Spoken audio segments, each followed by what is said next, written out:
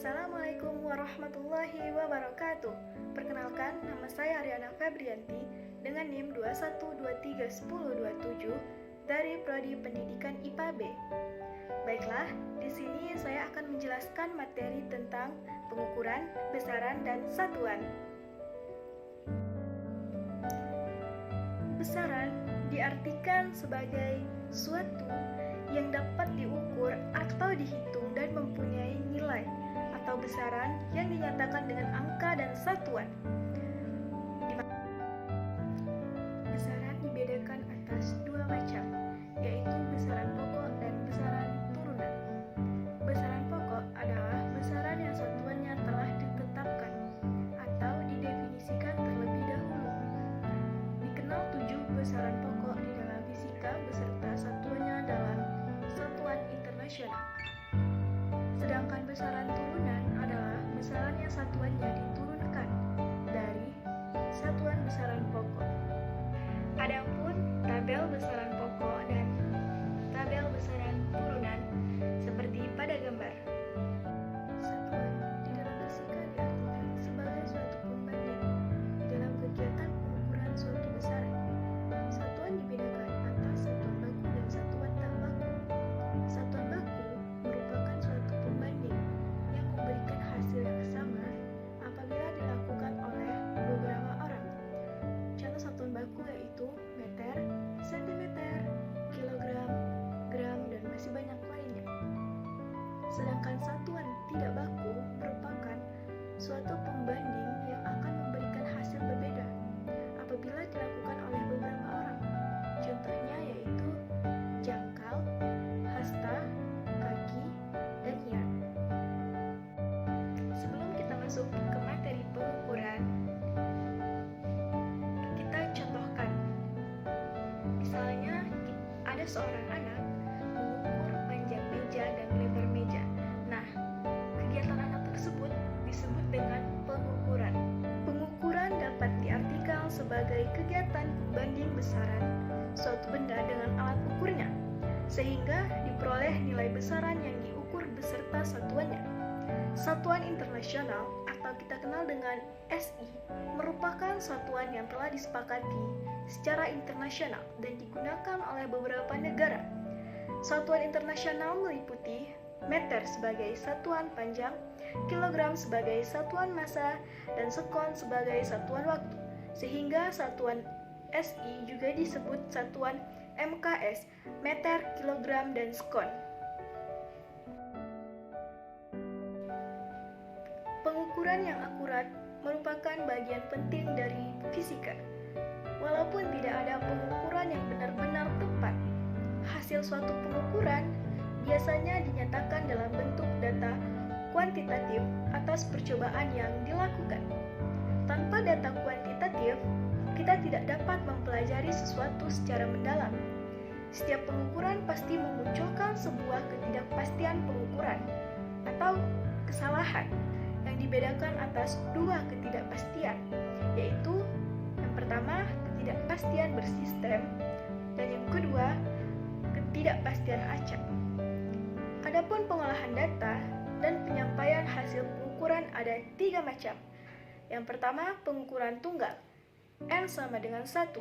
Yang kedua, pengukuran beberapa kali saja, N lebih dari 2, kecil dari 9. Dan yang ketiga, pengukuran cukup sering, N besar dari 10. Adapun tabel alat ukur besaran pokok sebagai berikut. Berikut adalah alat-alat yang digunakan dalam pengukuran. Yang pertama ada jangka sorong. Jangka sorong digunakan untuk mengukur panjang suatu benda yang mempunyai ketelitian 0,1 mm. Jangka sorong memiliki 2 skala, yaitu skala utama dan skala nonius. Kelebihan jangka sorong adalah mempunyai 2 bagian kaki pengukur, yaitu bagian yang cembung digunakan untuk mengukur diameter luar, sedangkan bagian yang cekung ke dalam digunakan untuk mengukur diameter dalam sebuah benda. Misalnya, diameter dalam cincin dan diameter dalam tabung. mistar. Mistar merupakan alat ukur besaran pokok panjang, di mana skala mistar dibagi menjadi dua, yaitu skala utama dan skala nonius atau terkecil.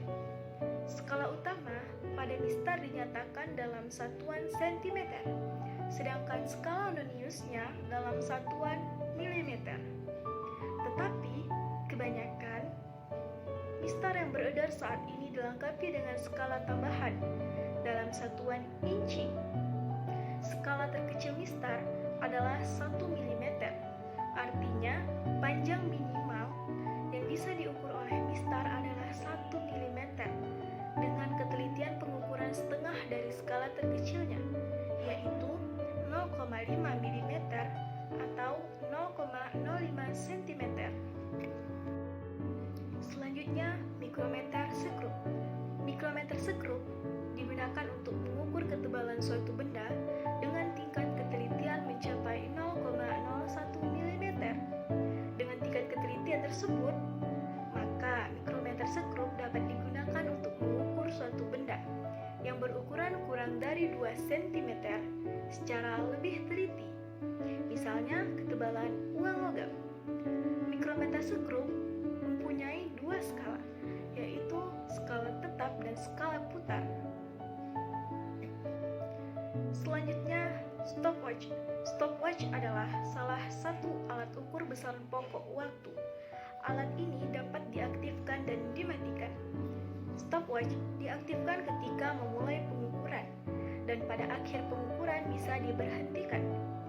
Ada dua jenis stopwatch, yaitu stopwatch jarum dan stopwatch digital. Stopwatch jarum memiliki ketelitian 0,1 sekon, sedangkan stopwatch digital memiliki ketelitian hingga 0,01 sekon. Selanjutnya ada neraca digital. Neraca digital juga disebut sebagai neraca elektronik, yang merupakan alat ukur otomatis sehingga diperoleh nilai massa benda lebih akurat. Ketelitian neraca digital mencapai 0,001 gram. Dengan tingkat ketelitian yang tinggi, neraca digital ini banyak digunakan di berbagai laboratorium untuk mengukur massa benda yang sangat kecil pada saat penelitian. Selanjutnya ada neraca Ohaus. Neraca Ohaus adalah alat ukur massa yang memiliki ketelitian 0,1 gram. Neraca Ohaus tersebut terdiri dari 3 skala. Skala pertama menggunakan ratusan gram, skala kedua menggunakan puluhan gram, dan skala ketiga menggunakan satuan gram. Prinsip kerja neraca ini adalah membandingkan benda yang akan diukur dengan anak timbangan. Selanjutnya ada termometer. Termometer adalah alat ukur besaran pokok suhu. Alat ini memanfaatkan sifat pemuaian dan penyusutan benda akibat adanya perubahan suhu. Berdasarkan skalanya, ada 4 jenis termometer, yaitu termometer Celcius, termometer Reaumur, dan termometer Fahrenheit, dan termometer Kelvin. Besaran vektor biasanya dituliskan dengan huruf tebal, misalnya vektor A, atau huruf biasa yang diberi tanda panah di atasnya. Vektor digambarkan berupa garis yang di ujungnya diberi tanda panah. Anak panah menyatakan arah vektor, dan panjang titik pangkal vektor atau B disebut titik tangkap vektor. Sedangkan garis yang berhimpit dengan vektor disebut garis kerja vektor. Vektor adalah besaran yang mempunyai besar dan arah. Maka dua vektor dikatakan sama bila besar dan arahnya sama. Adapun komponen vektor dalam dua dimensi, yaitu vektor A memiliki komponen-komponen vektor AX dan AY yang saling tegak lurus. Komponen skalarnya adalah AX sama dengan A cos theta dan AY sama dengan A sin theta. Besar atau magnitudo vektor A dinyatakan dengan A sama dengan akar dari AX kuadrat ditambah AY kuadrat. Dan sudut theta adalah Theta sama dengan tan min 1 kuadrat dikali AY per AX. Di dalam vektor ada 3 penjumlahan vektor. Yang pertama, aturan jajaran genjang. Penjumlahan kedua vektor itu dapat dinyatakan vektor A ditambah vektor B sama dengan vektor C. Besaran vektor resultan yaitu vektor C sama dengan akar dari A kuadrat ditambah B kuadrat ditambah 2 dikali A dikali B cos theta. Atau vektor A dikurang vektor B sama dengan vektor C. Besaran vektor C dinyatakan dengan vektor C sama dengan akar dari A kuadrat ditambah B kuadrat dikurang 2 kali A kali B cos theta. Yang kedua, yaitu aturan segitiga. Besaran vektor C ditentukan dengan rumus kosinus sebagai berikut. Vektor C sama dengan akar dari A kuadrat ditambah B kuadrat dikurang 2 dikali A dikali B cos gamma.